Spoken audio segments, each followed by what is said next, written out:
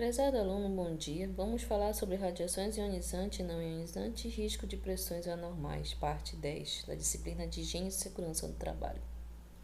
Bem, antes de falarmos das principais características da radiação, eu gostaria de comentar, os profissionais de segurança, que é importante conhecer os agentes, as formas de penetração, como ele é absorvido no corpo do indivíduo, quais são as ações que podemos tomar diante de considerar determinados aspectos que é relacionado justamente a esses riscos, a agressão que ele causa, à saúde do trabalhador. Então, assim, esse é o principal ponto que nós devemos avaliar enquanto profissionais de segurança dentro do ambiente de trabalho, tá?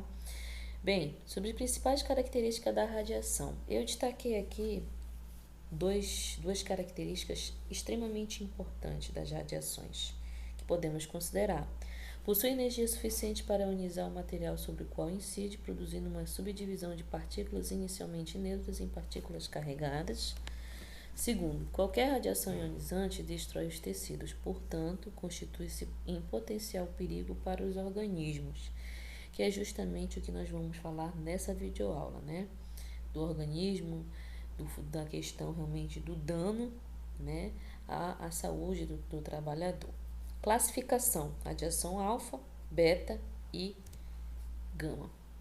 Inicialmente, vamos falar dos princípios das ondas. Nós já tivemos a oportunidade em aula presencial de comentar sobre as ondas mecânicas, E agora nós vamos falar um pouco mais sobre as ondas eletromagnéticas conforme a figura em questão. Aqui embaixo nós temos uma outra imagenzinha que mostra como as ondas eletromagnéticas formadas pela radiação ionizante e não ionizante se comportam. Essas ondas elas são divididas em fase positiva e fase negativa. Essa linha em vermelho aqui é o comprimento de onda, e quando ela atinge essa altura aqui, basicamente é chamado de amplitude. Então, esse comprimento de onda, inicialmente, ele começa positivo. À medida que ele ultrapassa essa linha de base, que é essa linha preta, ele passa a ser negativo e volta a ser positivo, depois novamente passa a ser negativo e assim sucessivamente, tá? Então, as ondas eletromagnéticas, elas basicamente se comportam dessa forma.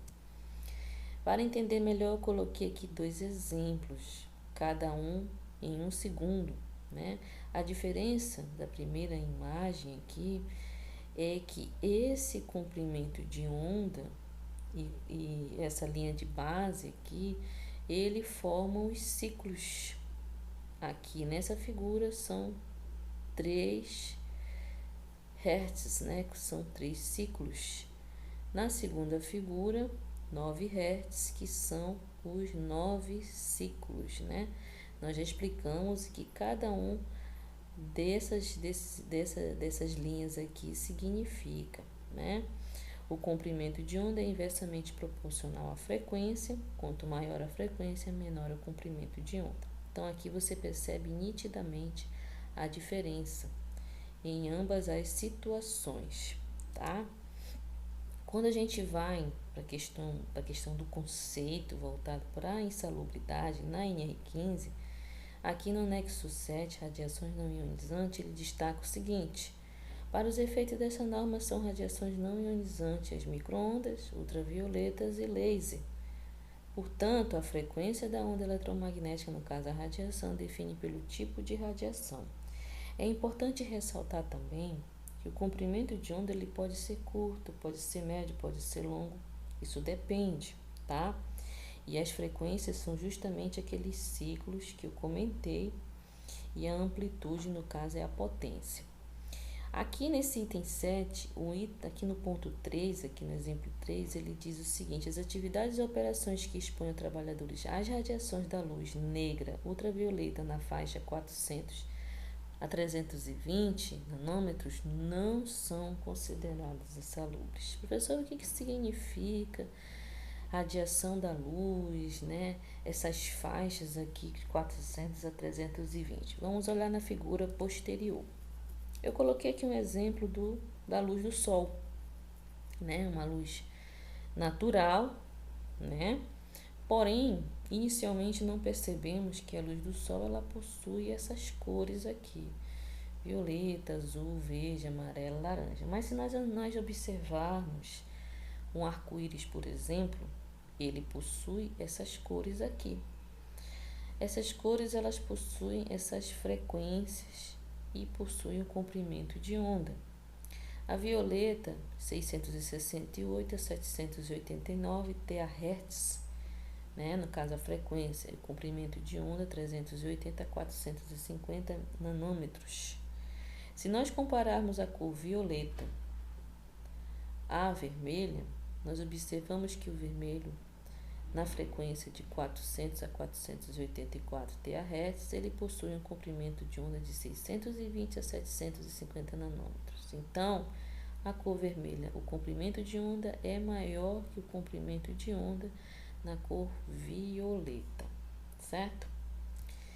Quando a gente vai comparar as questões da visão humana, aquilo que a visão humana consegue perceber, basicamente vai estar nessas cores ao qual eu citei anteriormente, que são esses espectros visíveis de luz, do vermelho ao violeta, né? O que está abaixo da cor vermelha é o infravermelho, que está acima do violeta no caso, o ultravioleta, né? Então, o que está acima da frequência, no caso que é ultravioleta, são invisíveis aos olhos humanos. A mesma coisa é o que está abaixo do vermelho, que é o infravermelho. O que se está e quando a gente percebe, na realidade, isso, aquilo que não é perceptível melhor pelo olho, pela visão humana, é o que causa, que pode ser perigoso, né, à saúde do trabalhador. São justamente essas faixas invisíveis que está abaixo do vermelho ou acima do violeta, certo? Basicamente, essas questões de radiação podemos entender dessa forma, tá? Outras características da radiação: comprimento de onda e poder de penetração são inversamente proporcionais. Quanto maior o comprimento de onda, menor o poder de penetração. Quanto menor o comprimento de onda, maior o poder de penetração. Radiação alfa, né? Apresenta grande poder de ionização nos materiais, por isso pode provocar sérios danos aos tecidos dos organismos vivos. Outra característica é a radiação beta. Partícula beta por apresentar a carga elétrica, será desviada por campos elétricos e magnéticos. É mais penetrante na matéria, porém menos ionizante. Aqui nós temos a radiação gama, né, apresentando menor comprimento de onda e maior energia fóton, em comparação ao raio-x, por exemplo. Muito utilizada na medicina nuclear, tá? Aqui eu coloquei o exemplo, né, uma figura simples para nós observar que através dessa imagem os raios alfa causam queimaduras, né? Então podemos considerar que é menos danoso do que o beta e o gama, né, que penetram no organismo e pode provocar deformações celulares e até mesmo levar ao câncer, né? Essa figura aí, basicamente só para a gente perceber como que isso pode ser ou não danoso, tá? Aplicação das radiações: radiação infravermelha, as câmeras ocultas de vigilância, né, que detectam a presença de pessoas ao captarem, né, a radiação infravermelha que emitem.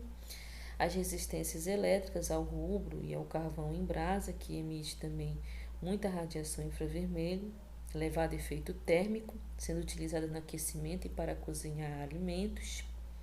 As ondas de rádio, né, são as estações de rádio e televisão que emitem ondas também de rádio e são captadas pelos aparelhos receptores.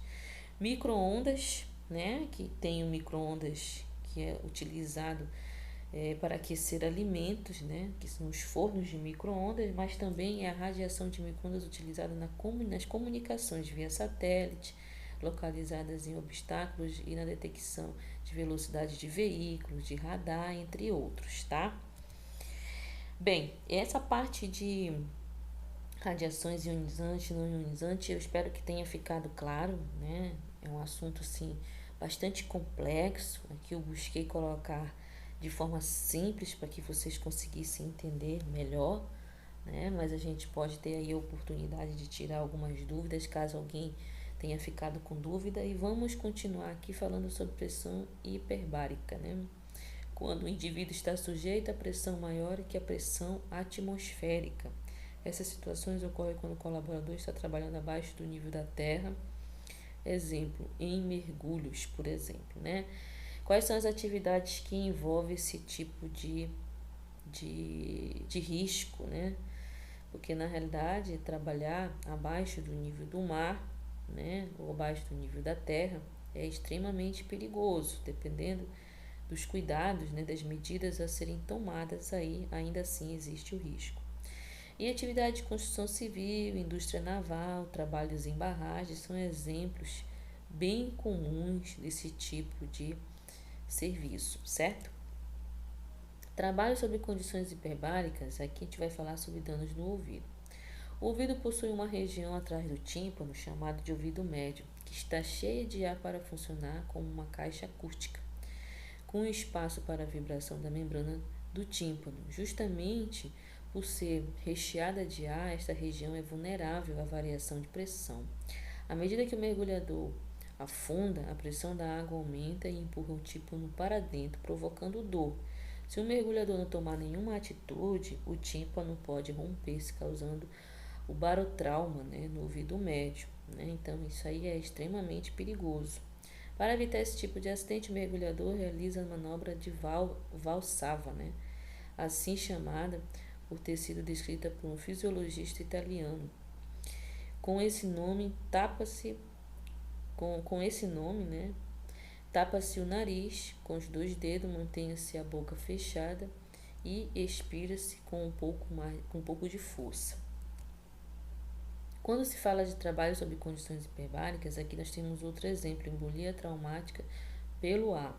A embolia traumática pelo ar no mergulho com equipamento ou em câmeras hiperbáricas, o ar deve ser inspirado na mesma pressão que o ambiente, permitindo que o tórax e os pulmões tenham pressão suficiente para a sua movimentação, vencendo a pressão que a água ou o ar comprimido faz sobre o peito. Se o indivíduo nessas condições respirar o ar ou oxigênio sob pressão e conter a respiração em apneia, no caso de ocorrer uma despressurização súbita, como no mergulho, numa subida muito rápida à superfície, o pulmão será submetido a uma expansão súbita, com grande aumento da sua pressão interna.